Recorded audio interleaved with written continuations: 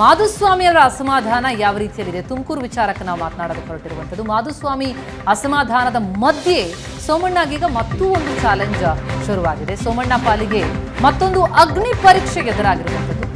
ಎರಡು ಪಕ್ಷಗಳನ್ನ ಒಗ್ಗೂಡಿಸ್ಕೊಂಡು ಹೋಗುವಂತಹ ಚಾಲೆಂಜ್. ಮೈತ್ರಿ ಅಭ್ಯರ್ಥಿ ಸೋಮಣ್ಣ ಮುಂದಿರೋದು ಸಮನ್ವಯತೆಯ ಕಸರತ್ತು. ತುರುವೇಕೆರೆ ಸಮಾವೇಶ ಗೊಂದಲಕ್ಕೆ ತೆರೆ ಎಳೆಯುವಂತಹ ಯತ್ನ ಆಗಿದೆ. ವೇದಿಕೆಯ ಎದುರೇ ಆಕ್ರೋಶವನ್ನ ಬಿಜೆಪಿ ಮುಖಂಡರು ವ್ಯಕ್ತಪಡಿಸಿದ್ದಾರೆ. ಜೆಡಿಎಸ್ ಶಾಸಕ ಎಂಟಿ ಕೃಷ್ಣಪ್ಪ ವಿರುದ್ಧ ಆಕ್ರೋಶ ವ್ಯಕ್ತ ಆಗಿತ್ತು. ಆದರೆ ಘಟನೆ ಬಳಿಕ ಬಿಜೆಪಿ ಅಭ್ಯರ್ಥಿ ಸೋಮಣ್ಣ ಎಚ್ಚೆತ್ತುಕೊಂಡಿದ್ದಾರೆ. 8 ವಿಧಾನಸಭಾ ಕ್ಷೇತ್ರಗಳಲ್ಲಿ ಸಮನ್ವಯ ತಂಡವನ್ನ ರಚನೆ ಮಾಡಿದ್ದಾರೆ. ಇದು ಮತ್ತೊಂದು ಸವಾಲಾಗಿದೆ ಸೋಮಣ್ಣ ಪಾಲಿಗೆ.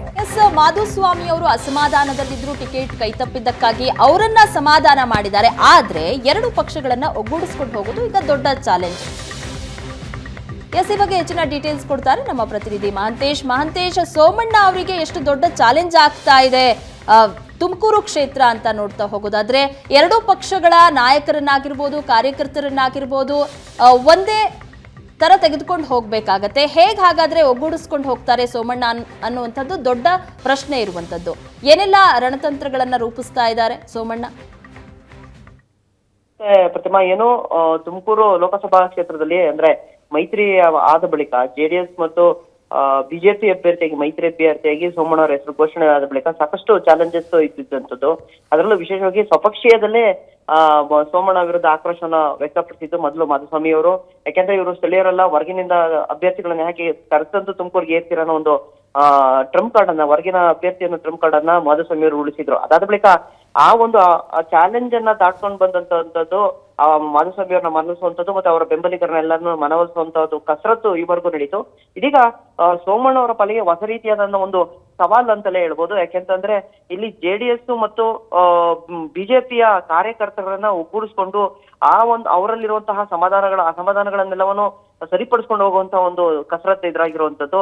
ಕಳೆದ 2 ದಿನಗಳ ಹಿಂದಷ್ಟೇ ತುರುವೇಕೆರೆಯಲ್ಲಿ ಇದೇ ರೀತಿಯಾದ ಅಂದ್ರೆ ಸಮನ್ವಯ ಸಭೆಯನ್ನ ಮಾಡಲಾಯಿತು. ಅಂದ್ರೆ ಬಿಜೆಪಿ ಮತ್ತು ಜೆಡಿಎಸ್ ನ ಕಾರ್ಯಕರ್ತರನ್ನ ಮತ್ತು ಮುಖಂಡರನ್ನೆಲ್ಲ ಸೇರಿಸಿ ಒಂದು ಸಮಾವೇಶ ಮಾಡುವಂತ ಒಂದು ಕಾರ್ಯಕ್ರಮ ನಡೆದಿತ್ತು. ಆ ಒಂದು ಕಾರ್ಯಕ್ರಮದಲ್ಲಿ ಏನು ಬಿಜೆಪಿಯ ಮುಖಂಡರು ಎಂಟಿ ಕೃಷ್ಣಪ್ಪ ವಿರುದ್ಧ ಕೂಡ ಆಕ್ರೋಶ ವ್ಯಕ್ತಪಡಿಸಿದಂತ ಘಟನೆ ನಡೀತು. ಇದಾದ ಬಳಿಕ ಎಚ್ಚೆತ್ತಂತಹ ಸೋಮಣ್ಣ ಅವರು ಇದೀಗ ಎಲ್ಲಾ 8 ವಿಧಾನಸಭಾ ಕ್ಷೇತ್ರಗಳು ಏನ್ ಬರುತ್ತೆ ಅಂದ್ರೆ ತುಮಕೂರು ಲೋಕಸಭಾ ಕ್ಷೇತ್ರದ ವ್ಯಾಪ್ತಿಯಲ್ಲಿ ಬರುವಂತಹ ತಿಪಟೂರು, ತುರುವೇಕೆರೆ, ಚಿಕ್ಕನಾಯಕನಹಳ್ಳಿ, ಗುಬ್ಬಿ ಈ ರೀತಿ ಎಲ್ಲಾ ಕ್ಷೇತ್ರದಲ್ಲೂ ಕೂಡ ತಂಡಗಳನ್ನ ರಚನೆ ಮಾಡೋದ್ರ ಮುಖಾಂತರವಾಗಿ ಆ ಒಂದು ಏನ್ ಅಸಮಾಧಾನ ಇದೆ ಅಂದ್ರೆ ತಳಮಟ್ಟದಲ್ಲಿ ಕಾರ್ಯಕರ್ತರಿಗಿರುವಂತಹ ಅಸಮಾಧಾನಗಳು ಮತ್ತು ಗೊಂದಲಗಳನ್ನ ನಿವಾರಣೆ ಮಾಡುವಂತ ಪ್ರಯತ್ನವಾಗಿ ನಡೆದಿರುವಂತದ್ದು.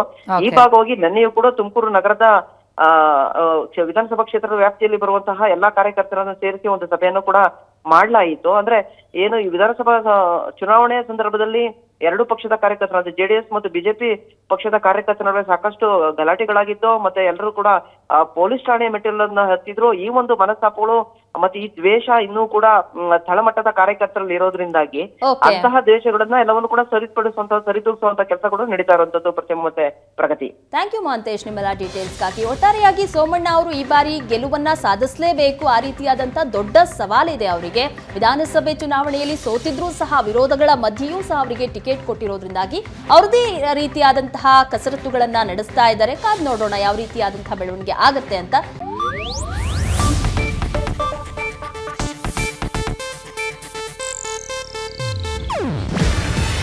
ಇದು ಏಷ್ಯಾನೆಟ್ ನ್ಯೂಸ್ ನೆಟ್ವರ್ಕ್ ಪ್ರಸ್ತುತಿ. ನೀವು ನೋಡ್ತಿದ್ದೀರಾ ಏಷ್ಯಾನೆಟ್ ಸುವರ್ಣ ನ್ಯೂಸ್.